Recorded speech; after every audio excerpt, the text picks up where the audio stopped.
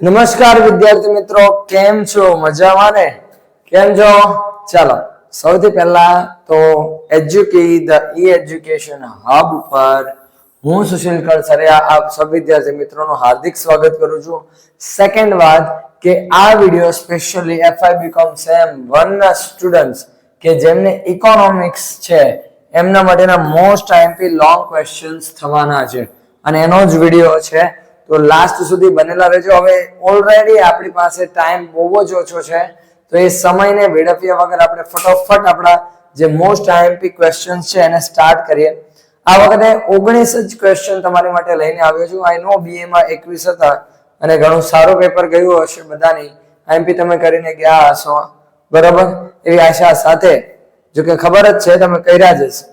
તો આપણે શરૂ કરીએ આપણા most IMP 19 questions for FIBCom Sem 1 but economic subject. Okay, ચાલો સૌથી પહેલો ક્વેશ્ચન છે definition and characteristics of business economics. શેની? ધંધાકીય અર્થતંત્રના લક્ષણો જણાવો. ધંધાકીય અર્થતંત્ર, બરાબર? ધંધાકીય અર્થતંત્ર કેવું છે? વિશાળ છે, આપણને ખબર છે. તો એના અમુક જે લક્ષણો છે પહેલા તે સમજે. ધંધાકીય અર્થતંત્ર કહેવાય કોને? ઇકોનોમિકલ કન્ડિશન આપણને બધાને ખબર છે કે ઇકોનોમિક્સ કોને કહેવાય છે, અર્થતંત્ર કોને કહેવાય, જેના બેઝ પર આખો કમ્પ્લીટ ધંધો ચાલે છે, બરાબર? જેના વગર ધંધો કરવો શક્ય નથી. અને એ જ વસ્તુ આપણે ધંધાકીય અર્થતંત્ર તરીકે આપણે ઓળખીએ છીએ. હવે એના લક્ષણો આપણે અહીંયા જણાવવાના છે. અત્યારે આપણે વધારે ડિટેલમાં નથી જવાના, વિડીયો નહીં તો લોંગ થઈ જશે અને ઓલરેડી આપણી પાસે ખૂબ જ ઓછો ટાઈમ છે, બરાબર? તો ચાલો, આ તો ફર્સ્ટ ક્વેશ્ચન જેને આપણે કહીએ છીએ definition and characteristics of business economics, અને ગુજરાતીમાં કહેવાય છે ધંધાકીય અર્થતંત્રના લક્ષણો જણાવો. હા, આ વિડીયો બંને માટે છે, ઇંગ્લિશ મીડિયમ અને ગુજરાતી મીડિયમ બંને માટે, બરાબર? અને તમારે કોઈ ચિંતા કરવાની જરૂર નથી, કારણ કે ઓલરેડી ક્વેશ્ચન્સ ચેપ્ટર વાઇઝ જ ગોઠવેલા છે, એટલે તમે ચેપ્ટર વાઇઝ જ તમને મળી જશે. આગળ પાછળ કરવાની કોઈ જરૂર નથી, બરાબર? સો easily you can find it in your books. So second one is subject matter and scope of business economics. ધંધાકીય અર્થતંત્રનું કાર્યક્ષેત્ર. વિદ્યાર્થી મિત્રો, આ બે ક્વેશ્ચન છે સર આ ફર્સ્ટ ચેપ્ટરના છે, પણ એમાં સૌથી વધારે આઈએમપી કયા છે? કારણ કે ફર્સ્ટ, સેકન્ડ અને થર્ડ ચેપ્ટરમાં તો 25% રેશિયો છે, બરાબર? તો આ ક્વેશ્ચન તમારે ખાસ કરવાનો છે. ભૂલે ચૂકે પણ આ ક્વેશ્ચન ના છોડતા. ધંધાકીય અર્થતંત્રના લક્ષણો ફરજિયાતપણે કરવાના છે, બરાબર? સો બી ધેર એન્ડ આઈ હોપ કે તમે એ કરીને જ જશો. Third one is the concept of opportunity cost. વૈકલ્પિક ખર્ચનો ખ્યાલ સમજાવો. ચલો વૈકલ્પિક ખર્ચનું શોર્ટમાં સમજાવી દઉં છું, બરાબર? કારણ કે બહુ ઈઝી કોન્સેપ્ટ છે. હવે માની લો તમારે બિઝનેસ કરવા માટે તમારે જે ખર્ચો છે, ખર્ચો બે રીતના, તમારી પાસે 4 ઓપ્શન છે. ફોર એક્ઝામ્પલ 2 નહીં 4 ઓપ્શન છે. 4 ઓપ્શન માંથી તમે કોઈ એક ઓપ્શન સિલેક્ટ કરો, એના માટે તમારે બીજા 3 સારા ઓપ્શન જતા કરવા પડે. એને આપણે વૈકલ્પિક ખર્ચ કહેવાય. એને તમારે ડિટેલમાં સમજાવવું છે. એને ઓપોર્ચ્યુનિટી કોસ્ટ કહેવાય. 3 ને જવા દેવા માટે તમારે જે ખર્ચો થશે, આ એક પ્રકારે 3 ને જવા દેશે એ ખર્ચો જ કહેવાય, બરાબર? તેને આપણે શું કહેવાય? Opportunity cost. પછી ચોથો છે ડિસ્કાઉન્ટિંગ પ્રિન્સિપલ, એટલે કે વટાવનો સિદ્ધાંત સમજાવો. વટાવનો સિદ્ધાંત, હા, એ કરવાનો છે, બરાબર? હવે વટાવનો સિદ્ધાંત, ડિસ્કાઉન્ટિંગ પ્રિન્સિપલ, કે કઈ રીતે વટાવતી વખતે પણ આપણે બહુ અમુક વસ્તુનું ધ્યાન રાખવું પડે, કયા સિદ્ધાંત પ્રમાણે ચાલે છે, આ વસ્તુ આપણે ખાસ ધ્યાનમાં લેવાની છે.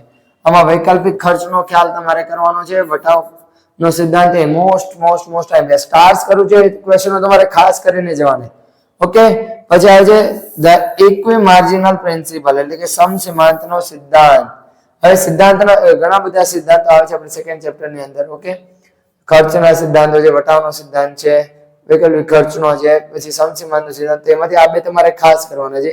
એવું આનો સ્ટાર નથી કરતો એનો મતલબ એવું નથી કે આ ક્વેશ્ચન તમારે હલકામાં લેવાનો છે, પણ આ જેટલા પણ ક્વેશ્ચન આપું છું તમારે એકવાર ફરજિયાત જોઈને જજો એટલીસ્ટ, કે જેથી કરીને કદાચ તમે ડિટેલમાં ન વાંચી શકો પણ એને તમે થોડુંક બેઝિક તમે લખીને એના બેઝ પર ડિટેલમાં લખી શકો. ઓકે, ચાલો. સો નેક્સ્ટ ક્વેશ્ચન છે describe the financial objectives of company. પેઢીના આર્થિક ઉદ્દેશો જણાવો. આ ક્વેશ્ચન ફાઇન્ડ કરવો તમારા માટે થોડો અઘરો થશે, બરાબર? અને ઇન કેસ નથી મળતો તો તમે નીચે કોમેન્ટની અંદર પણ જણાવી શકો છો. હવે આ ફાઇનાન્શિયલ ઓબ્જેક્ટિવ, કોઈ પણ પેઢી છે એના આર્થિક ઉદ્દેશ્ય શું હોય? તો પહેલા તો આપણને ખબર છે પેઢી છે એટલે નફો કમાવાનો હોય, બરાબર, ગ્રોથ કરવાનો હોય આર્થિક રીતે, આ બધા એના ઉદ્દેશો છે, એ તમારે જણાવવાના રહેશે અને સમજાવવાના પણ છે. જણાવ મતલબ સમજાવવાના અર્થમાં. Demand function and demand determinants એટલે કે માંગના નિર્ણાયક પરિબળો અને માંગ વિધેય સમજાવો. માંગના નિર્ણાયક પરિબળો એટલે શું? માંગને અસર કરતા પરિબળો એમ પણ તમે કહી શકો. ઓકે, તો કઈ વસ્તુ છે જે માંગને અસર કરે છે? પ્રોડક્ટની પ્રાઇસ છે, બરાબર, પ્રોડક્ટની ગુણવત્તા છે, પછી કયા ટાઈપનો કસ્ટમર છે, કયો સમય છે, કયા ટાઈમે તમે વેચો છો. ટાઈમ મતલબ રાત્રે દિવસે એમ નહીં, ટાઈમ મતલબ સીઝન વાઇઝ કે એની ડિમાન્ડ છે માર્કેટમાં ઓલરેડી, મતલબ એ કેટલું ટ્રેન્ડમાં ચાલે છે, પ્રસિદ્ધતા કેટલી છે, લોકોની પસંદગી કેવી છે, એના બેઝ ઉપર માંગ ડિસાઈડ થાય છે. ઓકે, તો એ તમારે સમજાવવાનું છે. પછી આવે છે 8મું, demand distinction or types of demand. માંગના પ્રકાર સમજાવો. ઘણા બધા પ્રકારની માંગ હોય, બરાબર, સાપેક્ષ માંગ, બરાબર, સાપેક્ષ માંગને બીજા પણ ઘણા બધા પ્રકાર છે. માંગના પ્રકાર તમારે અહીંયા અંદર સમજાવવાનું. ધ્યાન રાખજો, જણાવો લખેલું એનો મતલબ એવો નથી કે તમારે ખાલી પોઈન્ટ્સ લખીને આવતા રહો. ઘણા સ્ટુડન્ટ એવું કરે છે, ઘણીવાર જણાવો તમને લખેલો પણ ક્વેશ્ચન 7 માર્ક્સનો હોઈ શકે કે એની વધારે પણ હોઈ શકે, બરાબર, જો કે જનરલી 7 માર્ક્સ આઈ થિંક પૂછાય છે. હવે આ 7 માર્ક્સમાં તમે ખાલી માંગના પ્રકાર લખીને આવી જાઓ છો, હાઉ કેન યુ, તમે કઈ રીતે એ વસ્તુ કરી શકો કે ભાઈ તમે અંદાજો લગાવી ભાઈ આટલા અમારે 2 માર્ક્સ આવી જશે? પોસિબલ જ નથી. તો જો 1 કે 2 માર્ક્સના શોર્ટ ક્વેશ્ચન્સ ની અંદર તમને કીધું 2 માર્ક્સમાં, તો તમે ખાલી જણાવીને આવો, વાત બરોબર છે. એટલે ધ્યાન રાખજો કે કેટલા માર્ક્સમાં પૂછાય એના બેઝ પર તમારે લખવાનું રહેશે, કારણ કે ઘણા સ્ટુડન્ટને આ વસ્તુ જ નથી ખબર અને એના લીધે જ તેમના માર્ક્સ કટ થતા હોય છે. ચાલો, 9મો આવે છે kinds of price elasticity demand. માંગની મૂલ્ય સાપેક્ષતાના પ્રકારો જણાવો. બરાબર, પ્રાઇસ ઇલાસ્ટિસિટી ડિમાન્ડ. હવે અહીંયા શું છે? માંગની મૂલ્ય સાપેક્ષતા ઘણા પ્રકારની આવે છે, બરાબર, જેમ કે લાંબા ગાળાની, ટૂંકા ગાળાની, બીજા પણ ઘણી બધી છે. ઓકે, હવે એની પછી આવે છે 10મું, factors affecting price elasticity of demand. માંગની મૂલ્ય સાપેક્ષતાને અસર કરતા પરિબળો.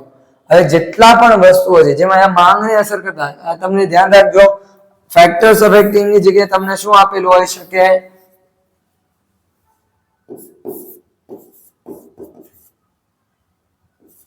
ડિટર્મિનન્ટ્સ. તો પણ એ જ મતલબ થાય છે. નિર્ણાયક પરિબળો એમ કીધું, માંગની મૂલ્ય સાપેક્ષતાના નિર્ણાયક પરિબળો સમજાવો, તો એ જ થયું, અસર કરતા પરિબળો. Both are same, so be careful. Okay, આગળ જોઈએ. નેક્સ્ટ છે describe the types of demand forecasting. ચાલો, માંગની આગાહીના પ્રકારો, બરાબર, ઇંગ્લિશમાં કહું છું એક્ટિવ છે, active demand forecasting, passive demand forecasting, પછી લોંગ ટર્મ છે, શોર્ટ ટર્મ છે.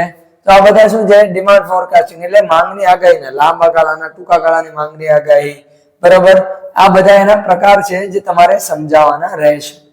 પછી આવે છે 12મું, complete enumeration method and sample survey method for demand forecasting. એટલે કઈ માંગની આગાહીની સમષ્ટિ તપાસ અને નિદર્શન ગ્રાહક પદ્ધતિ સમજાવો.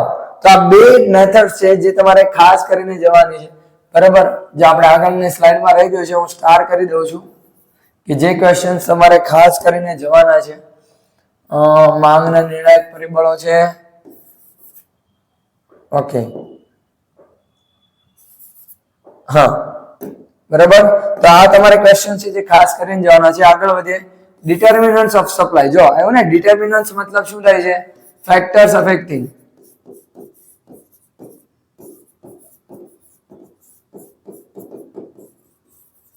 થયું ને, બરાબર. એટલે પુરવઠાને અસર કરતા પરિબળો, અને આની જગ્યાએ તમને એમ કીધું હોય કે નિર્ણાયક પરિબળો. તો પણ બંને કેવા? સેમ. ઓકે, પુરવઠાને અસર કરતા પરિબળો પણ તમારે ખાસ કરીને જવાના છે કે શેના બેઝ ઉપર જે સપ્લાય છે એ અસર થાય છે. તો એના પણ ઘણા બધા રીઝન્સ છે, બરોબર. એ તમામે તમામ જે અસર કરતા પરિબળો છે તમારે સમજાવવાના રહેશે. પછી એ છે 14મું, ધ લો ઓફ સપ્લાય. પુરવઠાનો નિયમ જણાવી સમજૂતી આપો. બંને સેમ જ છે. એક્સપ્લેનેશન તમારે આપવાનું છે. આ શોર્ટ નોટ્સ ની અંદર પૂછવાના ચાન્સીસ વધારે છે, બરાબર. એટલે આ પણ તમારે કરવાનું છે. અને પછી આવે છે explain the law of variable proportion.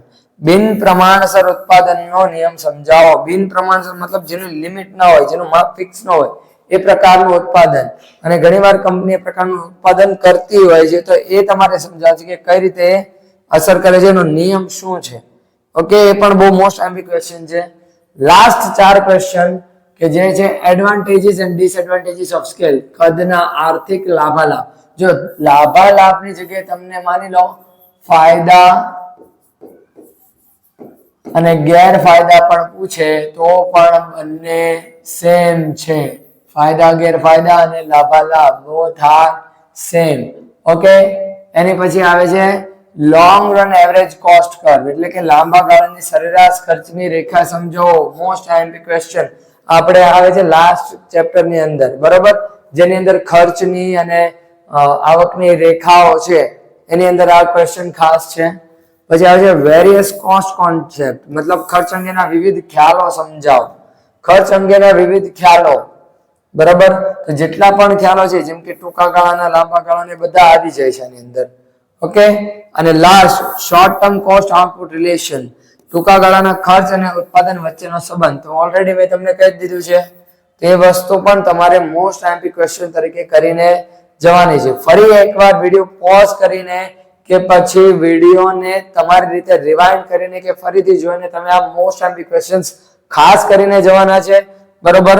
તો ચાલો આજના વિડીયોમાં વિદ્યાર્થી મિત્રો એટલું જ. આશા છે કે તમે આ બધા જ તમામ ક્વેશ્ચન છે ખાસ કરીને સ્ટાર કર્યા છે કરીને જશો અને માર્ક્સ પૂરેપૂરા લઈને આવશો.